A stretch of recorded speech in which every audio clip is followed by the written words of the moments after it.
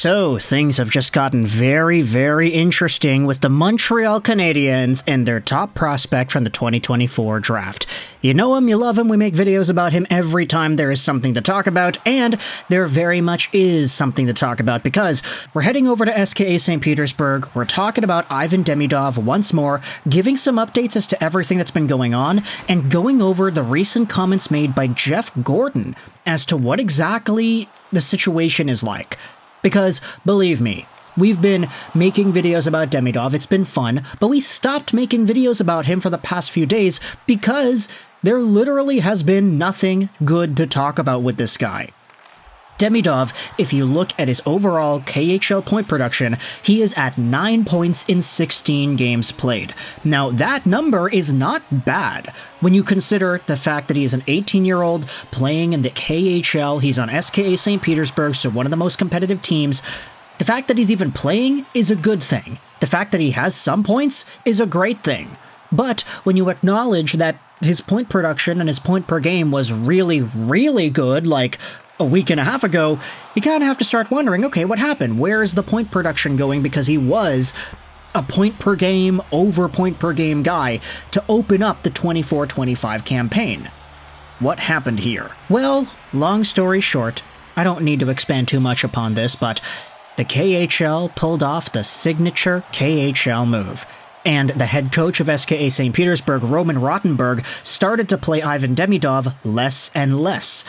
Up until September 29th, Sunday, in a game against the Kunlun Red Star, Ivan Demidov had, 8 points in 10 games, which is not bad. It's great, actually. Almost a point per game guy. He was a point per game earlier on in the season, but after he reached 8 points in 10 games, Roman Rottenberg and the SKA St. Petersburg coaching staff ended up playing Demidov the following minutes. The next game against Dynamo Minsk, he had 4 minutes time on ice.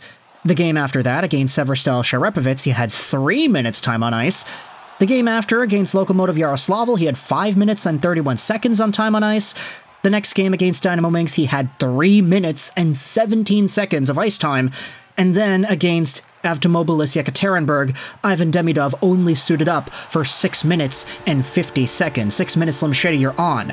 This was a disaster. And a lot of folks were going out there and saying, hey, wait a minute, like, what's going on here? Didn't the Canadiens communicate to SKA St. Petersburg? They wanted this guy to play, they wanted him to get developed, and SKA said, yeah, we think he's going to be good, and he can help us win, and we can develop him, and this and that, and Roman Rottenberg had all these comments in the media, but then there are some other comments in the media made. And I'm going to paraphrase a lot of what I'd been seeing over the past few days, but essentially responding to the discourse as to why Demidov had only been played 3 minutes a night some games, Roman Rottenberg gave some very weird answers. Here's an article from Ryan Gagne from earlier this week talking about the comments from Rottenberg. I know that in Canada, they write all sorts of articles at the instigation of American agents. It happens when agents in the US and even Russia pay journalists, and they write articles that some hockey players should play. It can be worse. Agents call clubs when they have their own coaches. The agent tells them to put the player on the roster under the threat of dismissal. It's important that agents do not pay journalists for articles, and that there be an objective analysis of the game. Then you had comments like this from 2 weeks ago. Rottenberg talking about why Demidov barely played any minutes in the first Dynamo Minsk game. It's because they're a very strong opponent. And it was a very close game, especially since everyone knows how well Dynamo plays on counterattacks. They're a very strong team, and any mistake, any lost duel or tackle can lead to a difficult situation at our goal. And if we want to cement our defense, then everyone must fulfill the game assignment. And it doesn't matter what someone's last name is, we need to play for the team. I am sure that Ivan is developing. He plays a lot with us. He trains with great players, with masters, many of whom played in the NHL. They played hundreds of games. They won the Stanley Cup, there are guys with Gagarin Cups, they won Olympic gold, so he has a lot to learn. So not really answering the question as to why Demidov doesn't play. He's blaming the media, he's saying that these guys need to learn, and when you think about it, it's like, okay, everybody plays equally great, that's a great idea, but when Ivan Demidov, who's one of your top scorers, plays 3 minutes in a game and is the 13th forward, what exactly is the agenda there?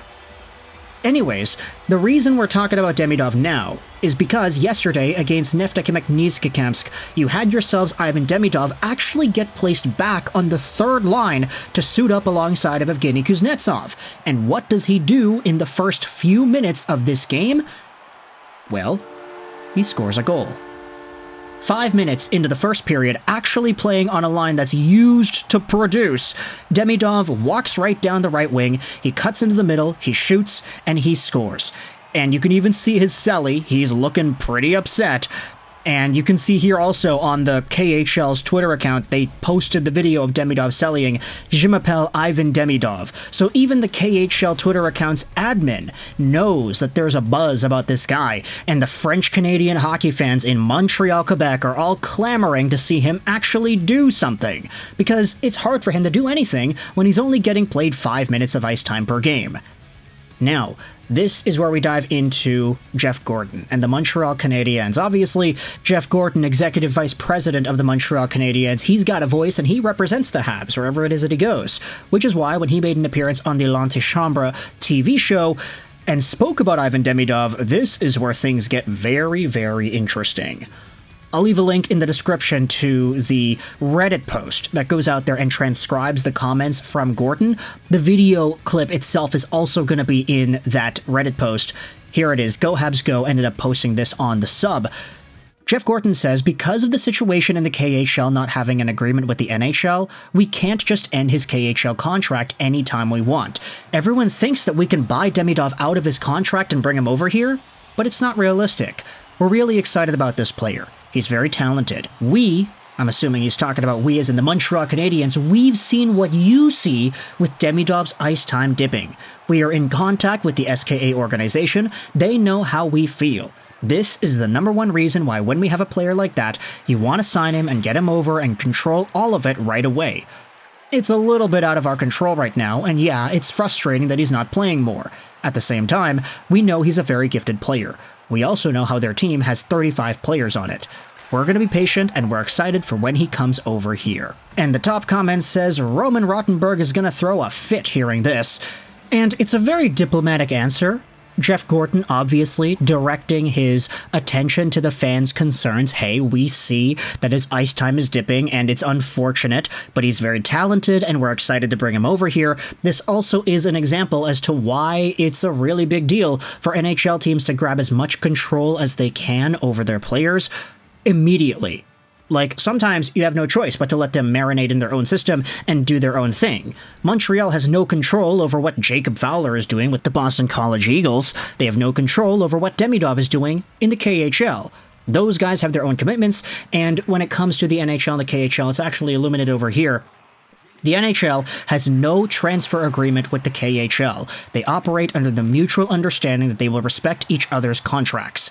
And that has normally been the case for years. We're familiar with this process, we know it, but it also comes with a lot of catches, and usually those catches mean unrealized and irrational scratchings of guys, placing them in lower ice time positions and sending them all over the place in a means to potentially either get the team that drafted the guy to buy him out, or in some sick and twisted way to kind of punish the guy. Because, look, Roman Rottenberg, the SKA crew, they know that Demidov is going to come over to Montreal once he has the opportunity to at the end of this season or sometime next season. So they have no reason to go out there and develop him. Sure, it would be good for them to play him and actually have him succeed because he's good enough to do that and he'll get points, and if you put him on the third line, just the third line, he'll score points every game pretty much. Imagine if you gave him top 6 time. Imagine that. But at the same time, it's like, hey, if this guy's not going to commit to us, then screw you. We're not going to give you the necessary development that you need to become as good as you can be for them, for the Montreal team across the pond. We can be all diplomatic and kind and civil and show our tatamae when we're talking to the Canadiens, but when you're in our territory, when you're in our rink, when we are deciding the lines, we are going to place you on the 13th forward slot, Ivan Demidov, not necessarily because you are inferior to the other 12 guys on the team and that you're worse than some of the guys in the bottom 6, but because this teaches you a lesson. It's just kind of the system as to how the KHL seems to operate. I'm going to say seems to operate and not does operate, just in case Roman Rottenberg goes out there and sends me a fax threatening any legal action on me, but either way, let me know your thoughts in the comment section below about this update on Ivan Demidov. He's finally getting some production back because he's finally getting minutes, and the Habs spoke out about it on RDS TV. Thoughts in the comment section below. I hope you enjoyed this video. 99, and bye.